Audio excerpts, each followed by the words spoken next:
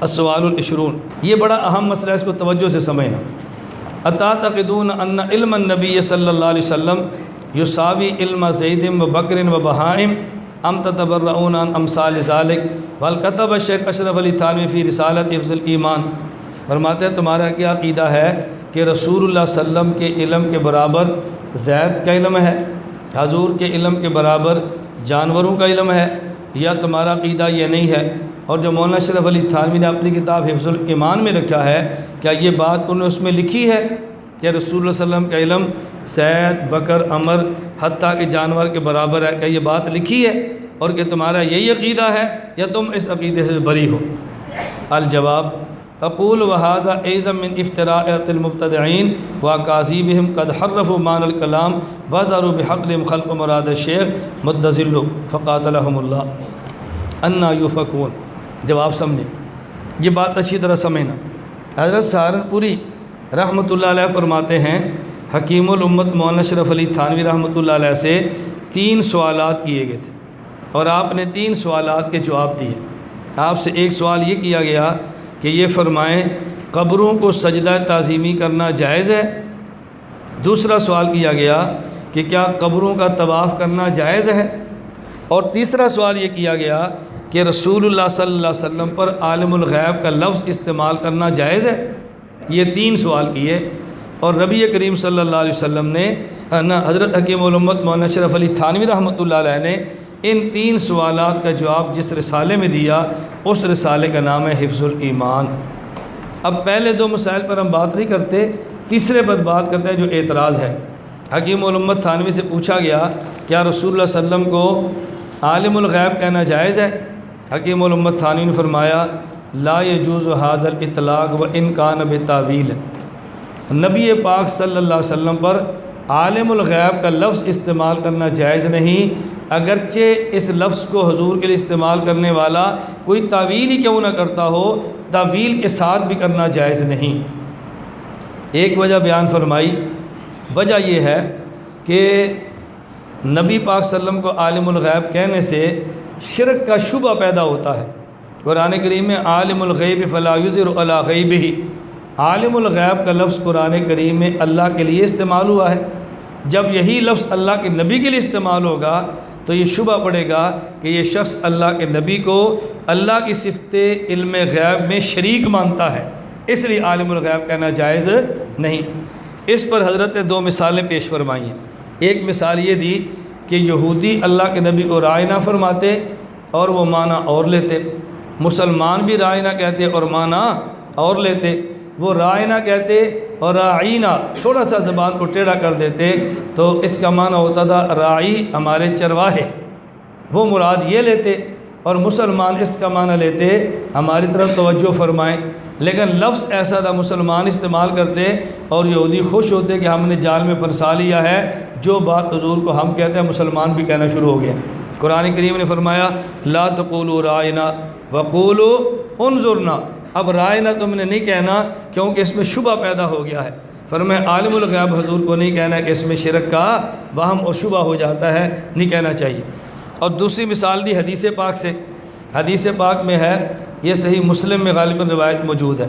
حضرت ابو ہریرہ رضی اللہ تعالیٰ عنہ فرماتے ہیں رسول اللہ صلی اللہ علیہ وسلم فرمایا لا یقل احدکم اسق ربک واطعم ربک ووزع ربک۔ اب دیکھو ایک غلام ہے اور ایک آقا ہے، تو آقا کے لیے لفظ رب اگرچہ لغت میں استعمال ہوتا ہے، لیکن تم یہ نہ کہنا غلام کو اپنے رب کو پانی پلا، اس میں شبہ ہوگا کہ رب العالمین کے بارے میں تو نہیں کہہ رہا۔ اپنے غلام کو یہ نہ کہنا اطعم ربک، اپنے رب کو کھانا کھلا، شبہ ہوگا کہ رب العالمین کے بارے میں تو نہیں کہہ رہا۔ اپنے غلام کو یہ نہ کہنا وضع ربک، اپنے رب کو وضو کرا، شبہ پڑے گا رب العالمین کے بارے میں تو نہیں کہہ رہا۔ فرمایا یہ نہ کہنا بلکہ کیا کرو وَلْيَقُلْ أَحَدُكُمْ سیدی و مولایا، سیدی اور مولایا کہا کرو، یہ ربی نہ کہنا، لا یقل احدکم ربی، ربی نہ کہنا بلکہ کیا کہنا سیدی و مولا، یہ کہہ دینا اطعم سیدک وضع سیدک، اپنے آقا کو وضو کراؤ، کھانا کھلاؤ، پانی پلاؤ۔ اسی طرح آپ نے فرمایا وَلَا يَقُلْ أَحَدُكُمْ عَبْدِي، اپنے غلام کو عبدی نہ کہنا۔ حضور کیا کہیں؟ فرمایا تم کیا کہا کرو، فتح یا و غلامی۔ عبدی کہو گے تو شبہ ہوگا کہ یہ اپنا بندہ تو نہیں کہہ رہا، حالانکہ غلام کو عبد کہتے ہیں، بلکہ لغت میں تم عبدی نہ کہنا، غلام ہی کہنا، تاکہ شبہ نہ پڑے۔ اب دیکھو حکیم الامت تھانوی نے ایک دلیل قرآن سے دی ہے اور ایک دلیل حدیث سے دی ہے۔ ایسا لفظ استعمال اللہ کے نبی نہ کریں کہ جیسے شرک کا شبہ ہو جائے اور وہم کے اندر مبتلا ہو جائے۔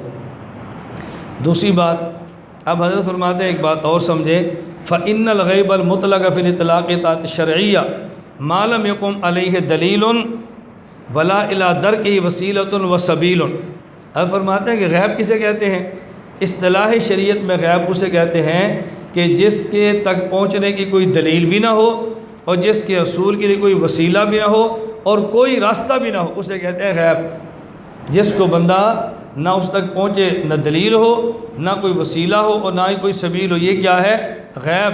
اس کے بارے میں اللہ نے قرآن کریم میں فرمایا قُلْ لَا يَعْلَمُ مَنْ فِي السَّمَاوَاتِ وَالْأَرْضِ الْغَيْبَ إِلَّا اللَّهُ، کہ زمین اور آسمان میں کچھ ایسی چیزیں ہیں جنہیں غیب کہتے ہیں اور ان تک پہنچنے کا تمہارے پاس کوئی راستہ نہیں، اس کو صرف اللہ جانتا ہے، اللہ کے علاوہ کوئی اور نہیں جانتا۔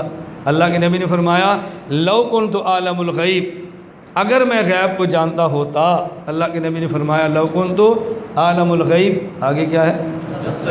لَاسْتَكْثَرْتُ مِنَ الْخَيْرِ وَمَا مَسَّنِيَ السُّوءُ، اگر میں غیب کو حاصل کرتا، جانتا ہوتا تو ساری خیریں حاصل کر لیتا اور مجھے کوئی بھی تکلیف کبھی نہ ہوتی۔ حالانکہ اللہ کے نبی کو تکلیفیں پہنچی ہیں نا، اور آپ جانتے ہیں لو کے لیے ضابطہ کیا ہے؟ یہ آتا ہے انتفاع ثانی کے لیے بوجہ وجود اول کے۔